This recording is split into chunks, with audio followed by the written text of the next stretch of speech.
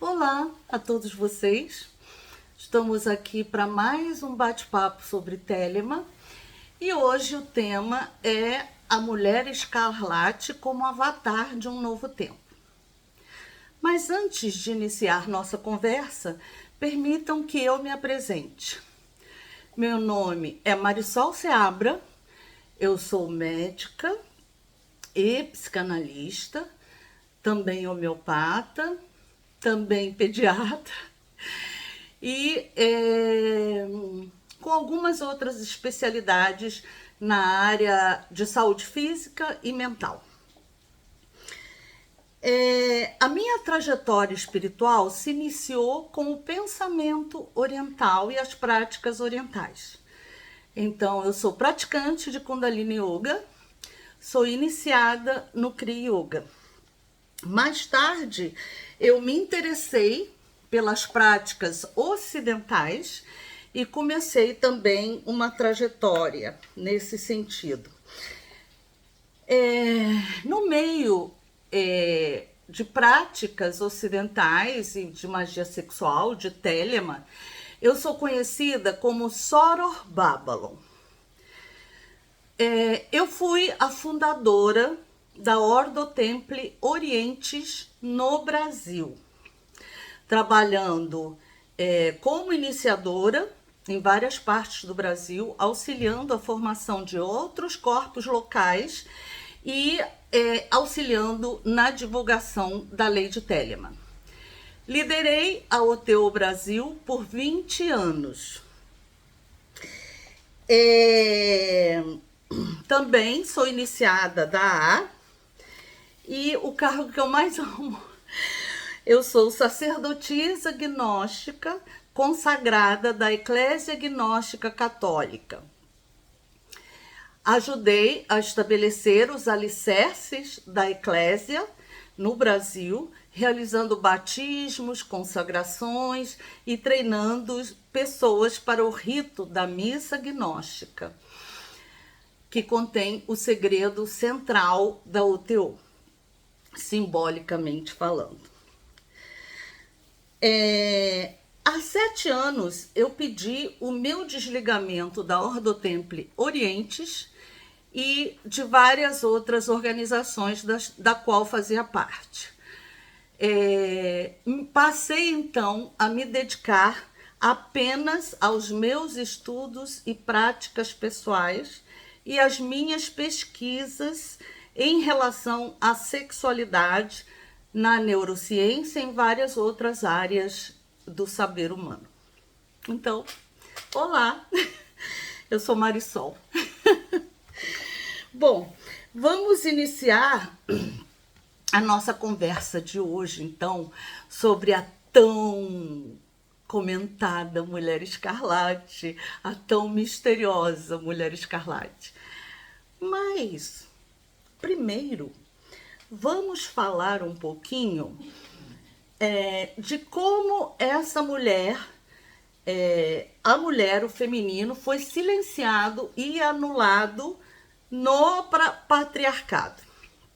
Compreendam uma coisa: o patriarcado não faz referência ao homem. O patriarcado não divulga o poder do homem sobre a mulher. Estranho, né? Mas o objetivo principal do patriarcado é alcançar um poder máximo. Então, eu considero como uma corrente cultural e social que permeia o nosso mundo. E sim, que afeta muito a mulher, mas que também afeta muito os homens.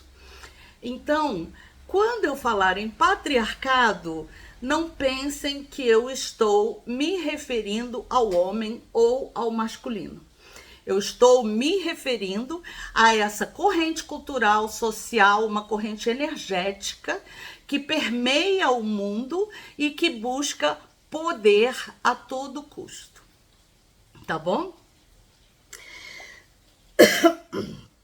Bom, eu trouxe aqui um mito judaico-cristão, alguns elementos de um mito judaico-cristão, para esclarecer como é que a mulher foi silenciada e anulada através dos anos ou dos séculos.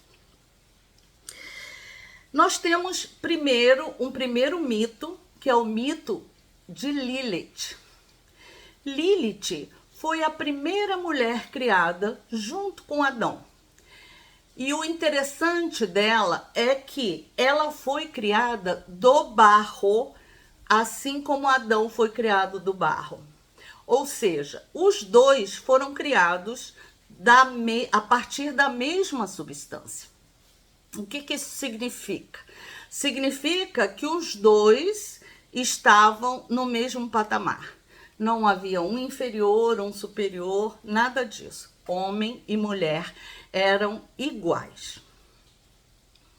Inclusive, na Grécia Antiga, não sei se vocês sabem, não havia questão de gênero. Homens e mulheres eram considerados iguais, apesar do pênis e da vagina, e a diferença estava na emissão de calor.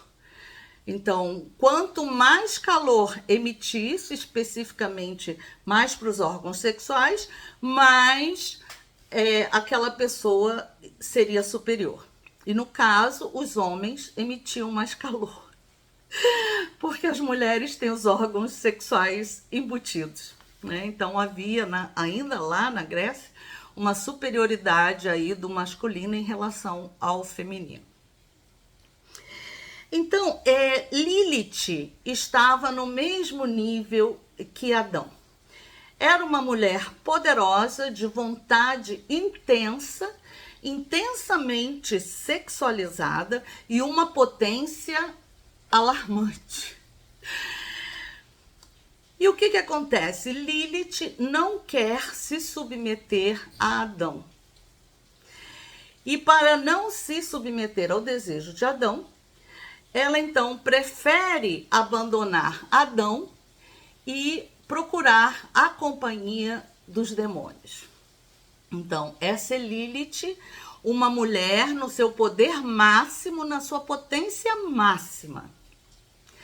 É a mulher toda poderosa, autônoma, independente. Depois de Lilith, como Lilith foi embora, então o mito diz que se criou Eva. E Eva já é uma mulher de potência muito mais abaixo do que Lilith. Porque Eva não tem uma autonomia. O mito dela diz que ela foi criada a partir de uma costela de Adão. Ou seja, ela é uma derivação do homem ou uma ramificação de seu marido, uma extensão de seu marido. Mas, apesar disso, Eva ainda tem uma certa potência. Ela possui um corpo, ela entra em conversação com a serpente, o que fala de uma certa autonomia, inclusive autonomia em relação a Deus, que havia proibido a árvore do conhecimento e o acesso à árvore do conhecimento. E o que acontece? Ali ocorre a queda do homem do paraíso, no mito. Então, Eva passa a ser associada à ideia de pecado e à culpa. Esse é o estágio ali do mito de Eva, que se refere a nós mulheres. Depois de Eva, temos o mito da Virgem Maria. Nesse mito da Virgem Maria, a mulher é descorporificada. Ela perde o seu corpo, a sua identidade corporal. Por que isso? Lilith e Eva haviam pecado e elas são punidas pela Virgem a partir da criação do mito da Virgem Maria. É, a Virgem Maria, ela é uma santificação da mulher. Ela é uma mulher sagrada, intocável, inviolável e que exerce a sua função maternal não através do ato sexual, mas através de uma inseminação direta divina. Então, ela pare um filho, mas ao mesmo tempo ela continua virgem. O que isso significa? No mito, nesse símbolo, o corpo da mulher é negado. Ela não tem corpo porque Maria não é encarnada. Ela não exerce as funções biológicas do seu corpo porque Maria dá à luz através de uma descendência divina e não através do ato sexual. Então, tanto a sexualidade quanto o corpo da mulher são ali negados. E aí você pode me dizer assim, mas é só um mito. Bom, eu vou dizer a você que o mito está na raiz da estrutura de nossa sociedade e funcionalidade da nossa sociedade. Ele está na raiz da cultura humana. Além disso, ele também está povoando o inconsciente, alternando a nossa psique. O que acontece com o mito? O mito, através do inconsciente, em termos de microcosmo, ele vai influenciar as nossas atitudes, as nossas posturas e opiniões dentro da vida, as nossas relações com o outro. Então, neste caso, sob este prisma, o mito da Virgem Maria trouxe um grande malefício para a mulher e, consequentemente, para o homem. Com a supressão, eu vou consultando meus papéis, com a supressão do corpo feminino, perde-se completamente a referência do que seria uma mulher. Temos Freud, né? A grande pergunta de Freud, mas afinal de contas, o que era uma mulher? Adoro essa pergunta.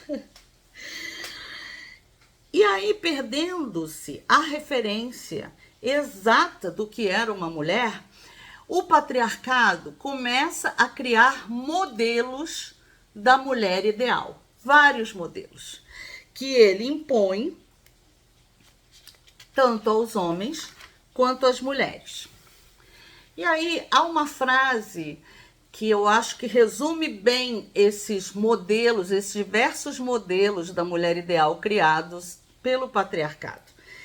E aí essa frase é atribuída a Nelson Rodrigues, a mulher ideal é uma lady na mesa e uma puta na cama. Esquizofrenia total, né, gente? Esquizofrenia total. O que acontece a partir desses modelos da mulher ideal do patriarcado? A mulher fica cindida, psiquicamente cindida. E ela perde o quê? Perde, além da sua identidade corporal, ela perde também a sua identidade psíquica.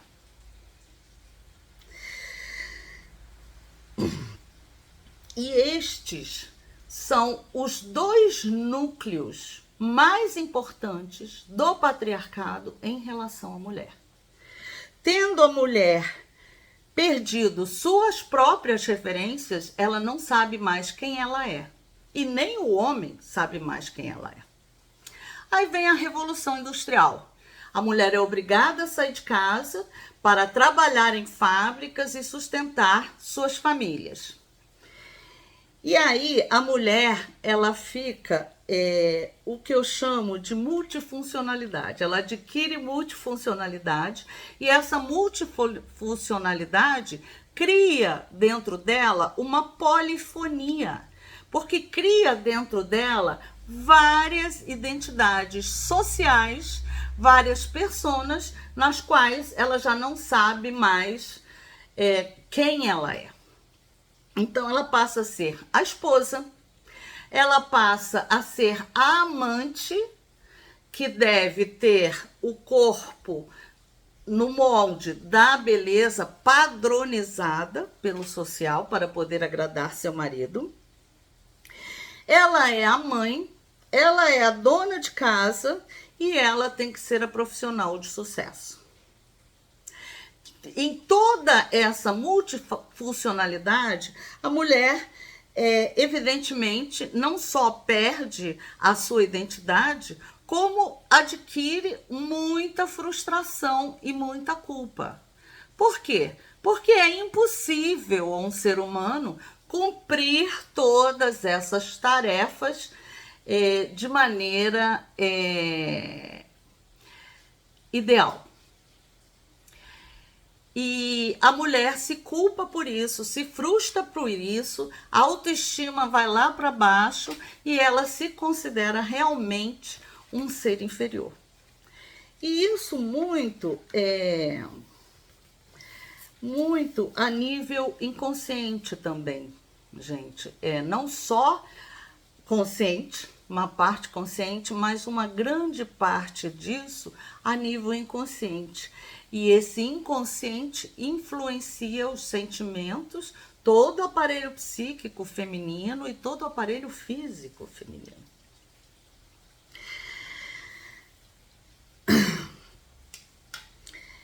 O que acontece quando a sua identidade corporal e psíquica é afetada?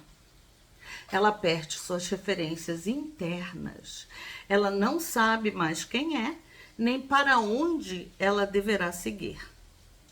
Então, ela começa um processo natural de submissão.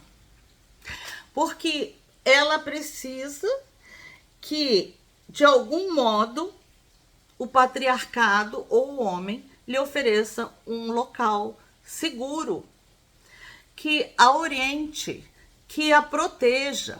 E aí vocês vão ver isso em várias histórias, vocês vão ver isso em vários videozinhos da internet, né, que buscam o homem ideal, a mulher busca o homem ideal para protegê-la, para sustentá-la nessa indefinição que ela é. Acontece que os homens também foram afetados pelo patriarcado. Eles perderam o seu reflexo feminino. Quando eles perderam o seu reflexo feminino, eles também perderam referências internas. Então, também eles se sentem confusos, também eles se sentem inseguros, também eles não sabem mais como é uma mulher ou o que esperar de uma mulher. Como consequência disso, nós temos a separação do homem e da mulher. Então, não é à toa que a gente vê hoje pessoas que evitam estabelecer relações entre si, relações amorosas, ou às vezes até outros tipos de relação. Eles preferem ficar sozinhos do que ter o trabalho de se relacionar. Isso tanto para homens quanto para mulheres. Cada vez mais a gente vê isso. E isso é um sinal dessa divisão do masculino e do feminino. Extremamente prejudicial para todos nós.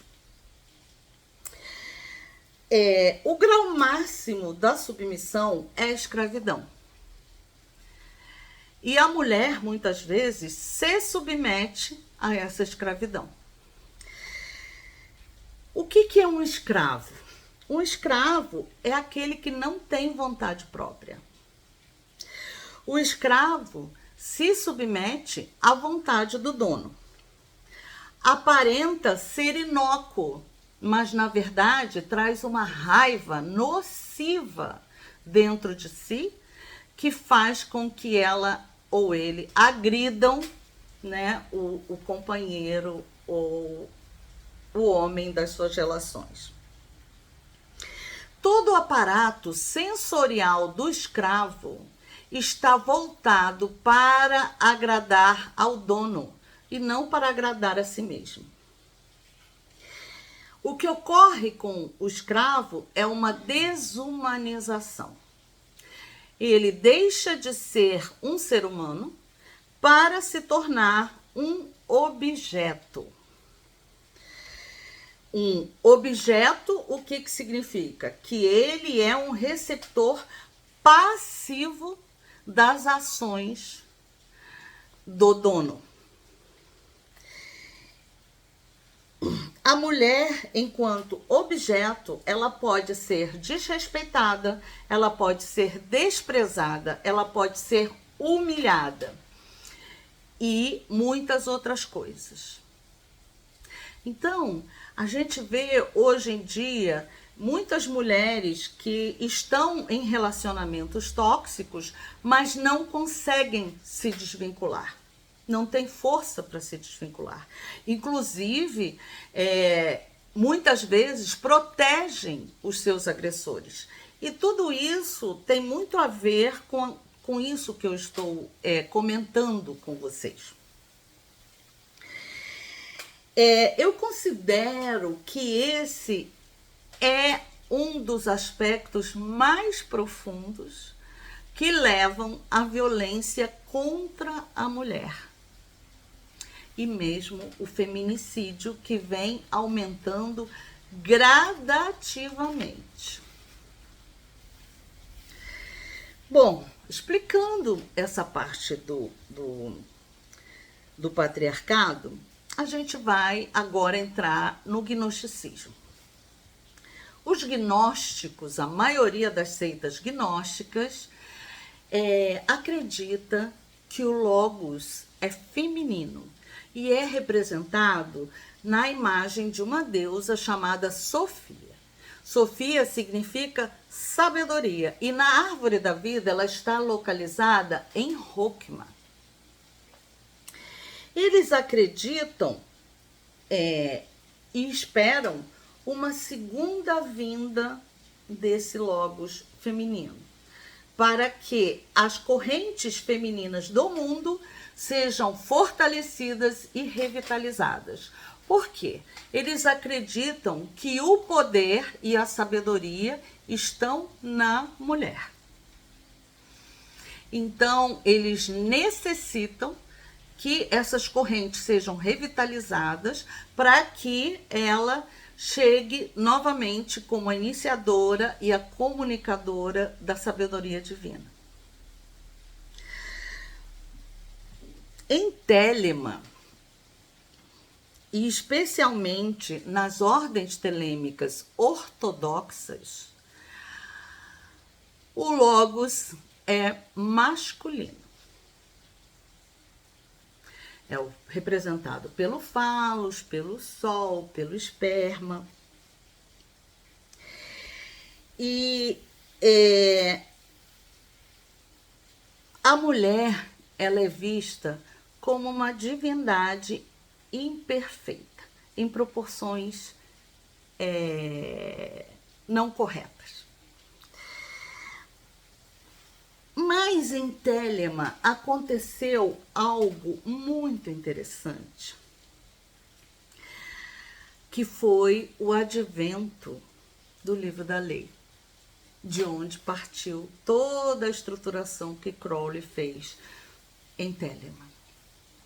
E o livro da lei, do capítulo 1 ao capítulo 3, fala na mulher escarlate. Fala na sexualidade dessa mulher e no poder dessa mulher. Através do livro da lei, o que nós temos? Uma ressignificação da mulher submetida pelo patriarcado. Então, nós temos uma restituição da identidade corporal da mulher e suas funções biológicas, e temos uma restituição de uma identidade psíquica através de um modelo que é configurado na Mulher Escarlate e em Babylon também. Então, nós vemos Horus, no capítulo 3, mencionar o caminho, o modelo, o caminho, a estratégia da mulher. E ele diz: na mulher está todo o poder dado. E o Senhor do Éon diz mais. Ele diz que, tendo seguido aquela estratégia, ele se colocará como a criança dessa mulher e estará nos braços dela na batalha. Então, nós vemos que essa ressignificação da mulher em Telema, ela fala de um avatar. Mas não é só de um avatar, como de uma deusa como Babylon. É um avatar do próprio Senhor do Éon, que estará nos braços dela na batalha. E isso é absolutamente fantástico, porque significa que o caminho da mulher está sendo fortalecido, ressignificado, que a individualidade dela está retornando às mãos dela. Bom, além do livro da lei, nós temos então o surgimento nas práticas de Crowley, o surgimento da deusa Babylon. Uma deusa poderosíssima. Em termos de manifestação física, seria uma mulher autônoma, independente tanto emocionalmente quanto financeiramente, livre sexualmente para exercer a sua sexualidade e muitas outras coisas que irão lhe caracterizar como uma mulher forte e capaz de imprimir mudanças sobre o mundo. Porque essa é a função de um avatar. Um avatar é o quê? Ele incorpora, ele encarna uma energia divina e, através desse entendimento e dessa sabedoria, vai promover as mudanças necessárias para que aquele modelo ou aquela deusa esteja, de alguma forma, sendo respeitada e sua ética sendo colocada no mundo.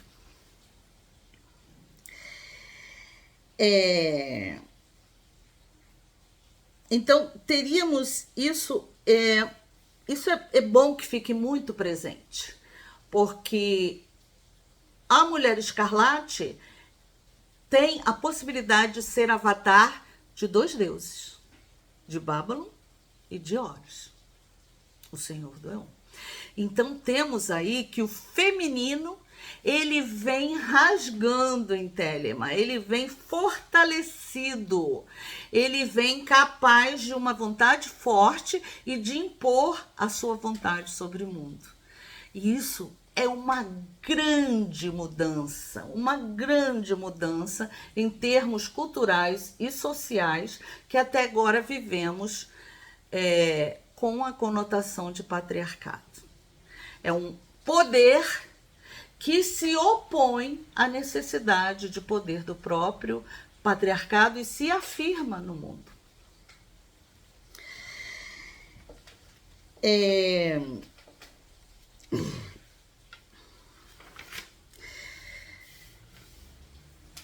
A Mulher Escarlate, ela se autodenomina prostituta. E aí há uma grande divergência de pensamentos entre as mulheres e mesmo entre os homens telemitas, né?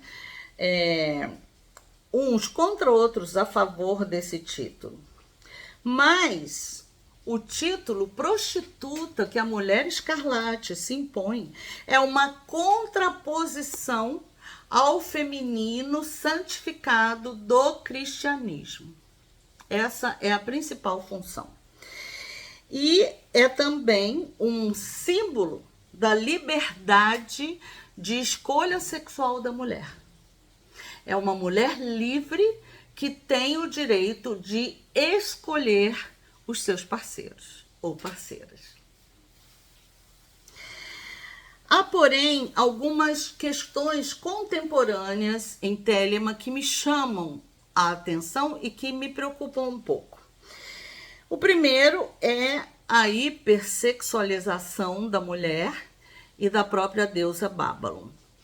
Como se a mulher escarlate apenas tivesse esse aspecto sexual, ou mesmo Babylon não tivesse outros aspectos que não fosse a sexualidade. E isso não é real. Babylon é uma deusa muito ampla, complexa, com inúmeros aspectos. A gente vê essa hipersexualização, esse movimento de hipersexualização nos vários desenhos, né, nos várias representações de Babylon pela internet. Todas elas são mulheres hipersexualizadas, hipersensuais, belíssimas, né? Ou seja, todas elas representam de alguma forma o objeto sexual desejado, tanto pelos homens quanto pelas mulheres. As mulheres desejam esse objeto para ser o próprio objeto, e os homens desejam esse objeto para ter, para usufruir dele. E aí eu me questiono, ainda é uma questão que eu trago em aberto, ainda estou só na observação, ainda não concluí, mas me preocupa essa objetivação sexual, essa possível objetivação sexual da mulher e de Babylon em Telema. Crowley foi o responsável pelo início desse movimento de hipersexualização. Ele era um homem do período vitoriano, da cultura vitoriana, e em muitos textos ele se mostra extremamente machista, e em outros textos ele se mostra extremamente libertário em relação à mulher. Isso é normal. Mas ele considerava que a mulher escarlate era uma consorte passiva do magista, e que quanto menos ela soubesse sobre a arte mágica, menos ela atrapalharia a consecução da obra do magista. Então, devido a isso, o Crowley não estabeleceu um caminho para a mulher, para o feminino em Telema.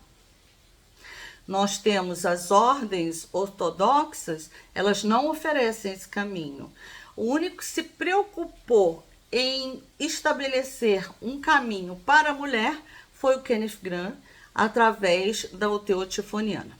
Ele usou alguns conceitos do Tantra para formar esse caminho feminino. Essa hipersexualização, ela é preocupante porque ela parece confundir liberdade sexual com permissividade sexual, que não são a mesma coisa. Há uma outra questão importante no Telema, na questão telêmica contemporânea, que é a adoção de um padrão de beleza grego. Então, nós vemos que a mulher escarlate é sempre representada como uma mulher magra, alta, sempre dentro dos padrões estéticos perfeitos. Assim como a besta, né? O homem também seguindo esses padrões estéticos de perfeição.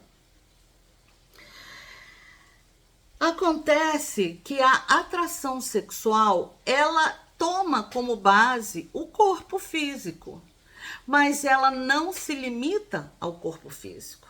Na verdade, a atração sexual é provocada pela libido, pela energia que emana daquele corpo.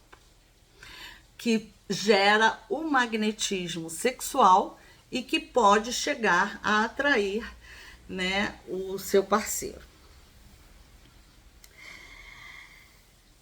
Magia sexual não tem muito a ver com o corpo. A base física é o corpo, mas o segredo são os diversos estados de consciência onde a Opus é levada a cabo.